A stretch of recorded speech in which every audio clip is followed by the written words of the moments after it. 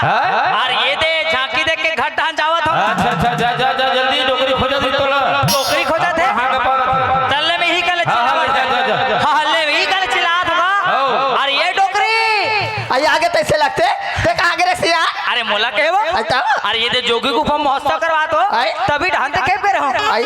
और कैसे है काहे ये हमारे घर कैसे मोला सुना सुना लगते हो। कैसे सुनना नहीं लगी सियान हमार घर का नहीं बेटा का हाथरी से गांव ढान कहीं काम धाम नहीं चला थे माँ ते कल मैं काम पता करके आता हूँ के हमार घर का नहीं बेटा काम खोजे बर गए वो। अरे वाह हमारे घर कन्या बेटा काम खोज बर आया गया वो। ये तो अच्छा बात है चाहिए फिर सुना थे काहे? घर ले देखो तब सुना लगते हो। अरे हमारे पूजा बहू कहाँ गए वो ये तय पूजा बहुला पूछा था सिया हाँ, सिया। हमार घर पूजा बहु का हाथरी से हाँ। मैं मंदिर ला पूजा करके आता हूँ माँ कह के हमार घर पूजा बहु मंदिर पूजा करे गए दई। अरे वाह हमारे घर पूजा बहू मंदिर पूजा कर में आया वो। गए ये तो अच्छा बात है चाहिए फिर सुना थे काहे? मुला चाय पे एक मन कर तो ते मोर बा अदरक वाले चाय बढ़ा देते ये भीतरी डांस चल डोकरा मैं चाय चला मड़ा ले चल वो